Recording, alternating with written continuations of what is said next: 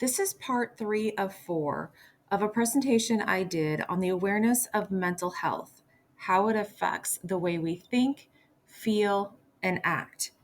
In this part, I talk about the biological factors that influence mental health and what you can do for yourself and others. So what are we going to do about mental health? It starts with ourselves. It starts with awareness. We can't change anything unless we know about it, right? We can't change kids getting food over the summertime or through the school year. As we become more aware of our own thoughts, our own feelings, how we respond to others, that helps us. That's all information. Information we can use to, do we like how we're showing up? Do we want to show up better? How do you really want to feel? I'm sure none of us wake up in the morning going, I really want to feel like crap today. If not, we need to pray a little bit more, right? We need to go back to bed, say another prayer, and get up in the right side of the bed. But all of this has to do with our choices. We need to be responsible for ourselves. What can we control? Well, if you got -1 around the world, it's like nothing, right? But there are a couple things that we can control. Our thoughts, which control, as we remember, our feelings, how we respond, and our actions. But we also have to have that little bit of space, that door that cracks open that says, I want to be open to hearing something. I want to be open to something different. Yeah. It's hard time meditating. I'm going to go back to that because I have a hard time. Oh, squirrel, me. But I found if I focus on one word, and it helps if you're in a quiet environment, in a certain space, you can't do it at the kitchen table. Like, what do you do at the kitchen table? Everybody's like this, right? So that's what our brain goes to. We have to go find someplace quiet. Okay?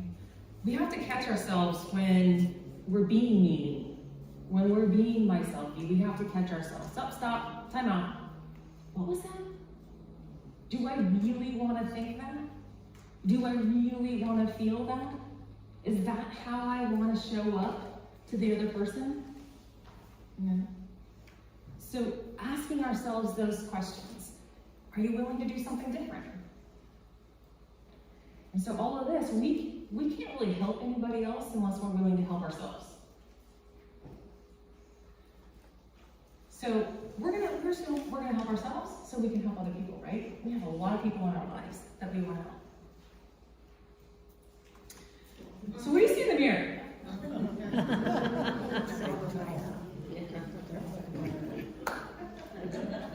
Are you the cat that looks in the mirror and sees this beautiful, strong, brave tiger? No.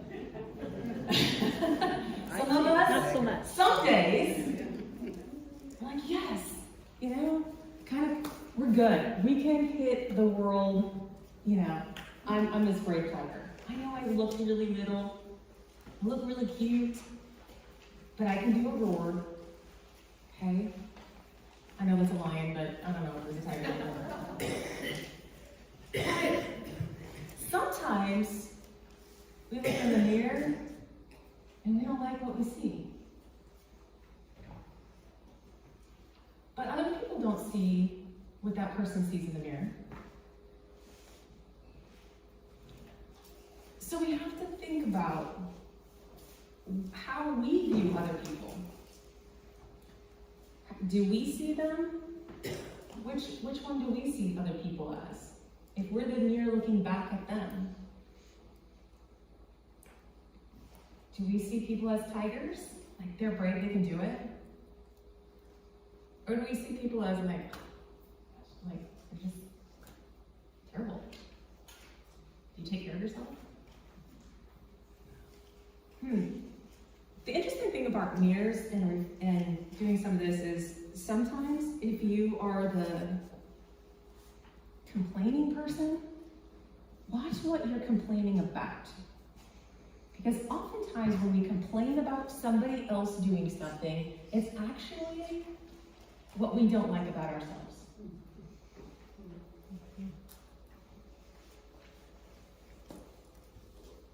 So when we look in the mirror and we start complaining, and if we're my selfie, there's pieces that we can look that are like, we don't like that stuff about ourselves. But we have to look too, we have some really great qualities. We have some really great qualities that we can grow into. We can be that tiger. We can be that beautiful, all that strength right there. Sometimes we have a hard time seeing it ourselves, and if we have a hard time seeing it, I bet we have somebody that we know that also has a hard time seeing their tiger qualities, their good qualities. And so that's maybe a part that we can help. We can help shine light on somebody's good qualities. They already know enough about what they don't like about themselves. We don't have to bring it out anymore. So we saw this one this morning. We're going to go through each of these aspects, like what can we do for ourselves? What can we do for others? Biological, psychological, social, and environment. But it's really, really important to notice that individuals, like say all of us today, right? You're experiencing me talking, you're experiencing these other people talking. We're all in the same room. We leave, each one of us is going to have a different interpretation in an experience. Everybody's going to take away something a little bit different. So we have to be aware, even though we might have experienced the same thing, we don't experience it internally the same way. So this is a lot true. If you, Casey, I don't know your background and how many people you've helped with trauma, but some trauma events. Say there's 10 people that experience the same traumatic event. How they respond, how they experience it is all going to be different. Their trauma response is not going to be the same. How they process it is not going to be the same.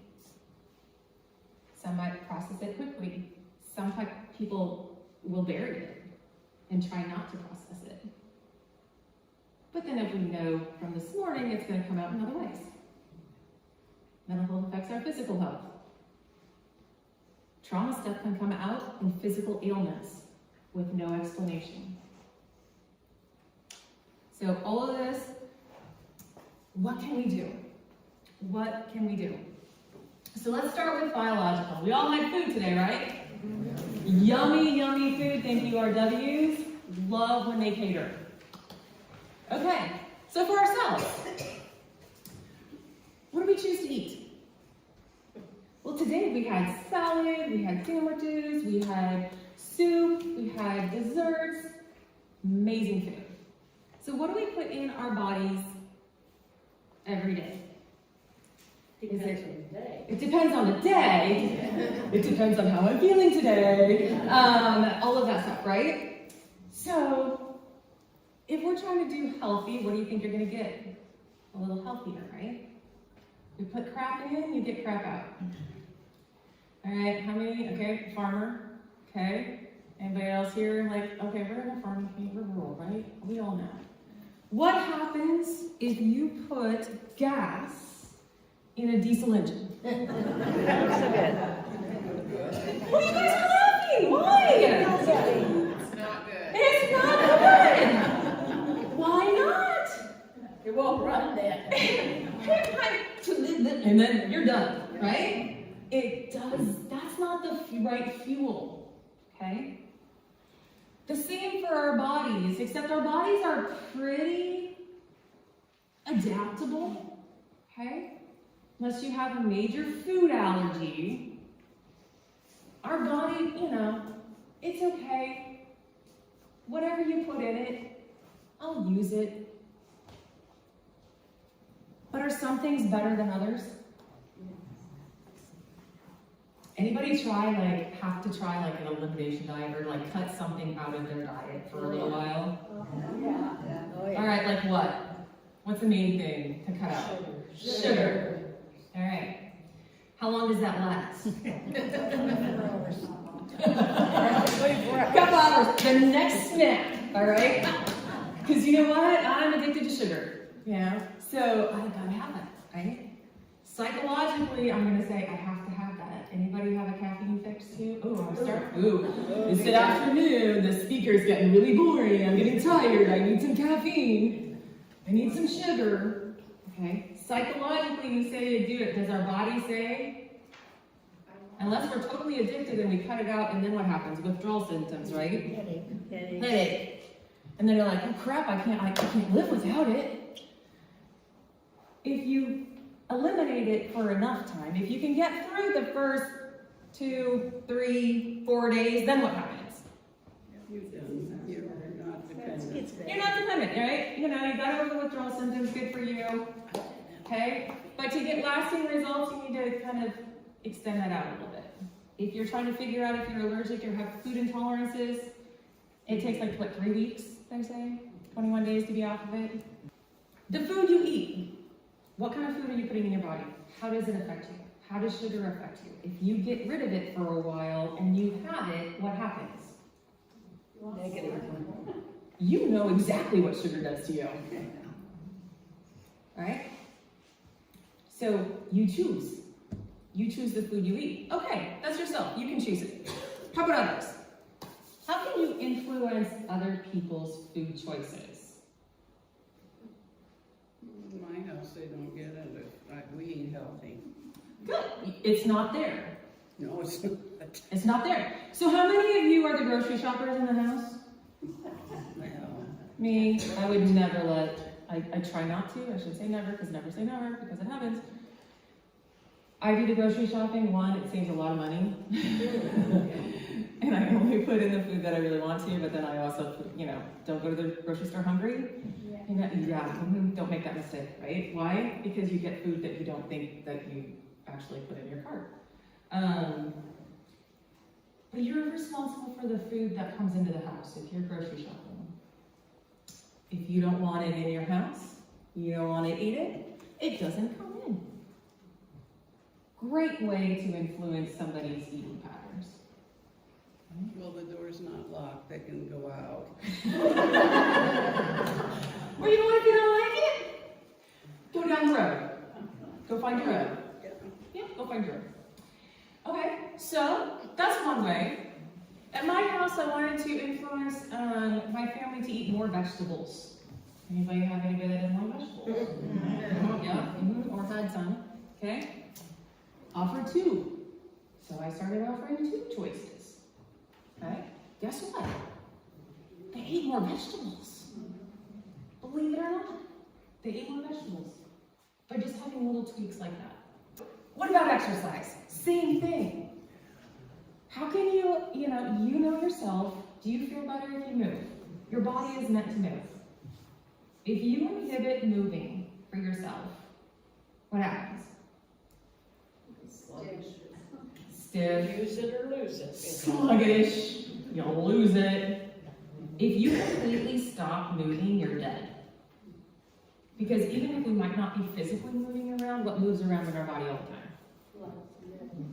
All right? We've got oxygen, we've got the blood moving, now we're digesting our food. Okay? You stop any one of those things, we get ill or we die. So we need to move. It's inherent. And no, I'm not an exercise instructor, so we're not doing aerobics right now, which would be really good after lunch. But how do we influence the activities of others? Set a good example. Set a good example. How do you do that? Do it yourself. Yeah. We gotta be good role models. At any of these things, we gotta be good role models. We gotta set the example. Anybody here like walking? The easiest form of movement. Right? Yeah. Walk and talks. I implemented that with my kids. One, because when there's so many, you can't get one on one time. So hey, let's go for a walk. You know, you can learn a lot on a walk. You can go for a walk by yourself. Nature is wonderful. Most of you guys, from where you guys are living, have access to this wonderful rural area. Okay? Beautiful, beautiful, not a lot of traffic. Right? Or great, there are locations that you can go and you can bring a buddy and you can go walk. The Superior has the auditorium. You can walk certain days. So find one in your town. Sleep. How important is sleep? How many hours of sleep are you supposed to have? 7 to 9, 8. We'll just put that one in the middle. You know, great, right? Does it matter the quality? Oh yeah. Yeah. Meanie comes out when I don't get enough sleep. How does sleep affect you? What happens when you have a rough night of sleep? And you wake up to the bathroom 2 or 3 times and you just can't go back to sleep? You don't function real good the next day. You want to sleep then. You want to sleep. Your brain's all messed up. You can't think straight. You can't focus. You get irritated faster. Well, sorry, I'm not talking about myself. You can talk about yourself. But this is me. Very irritable. Meanie comes out, short temper, like, it's not good. And you get a couple of those nights in a row, I don't want to be around me or myself, let alone anybody else. Obviously, physical health, we go to our doctors, we get our checkups to make sure we're functioning well, and if not, how can we help that out? How can you help influence others? Please go get that checkup. Anybody here have to schedule appointments for their significant other? Yeah, like, is that really that hard? I don't know your schedule. But here, I'll do it for you. So just different things. How are you going to help them? How do you respond to stress? We talked about that earlier. How do you want to respond to it? Go for a walk. We'll go to the environmental one, we'll go outside. Hey, 2 birds with 1 stone. Being a role model. What are some other ways we can reduce stress? My daughter cleans. Cleans. Silly woman. She used to come over to my house because that's not my outlet for that. It is physical activity. Now, I do have to say, I said that this morning, like, I do need to physically get some stuff out, but I'll choose to go for a walk. But cleaning, who here can clean the house a whole lot faster when they're irritated? Yeah.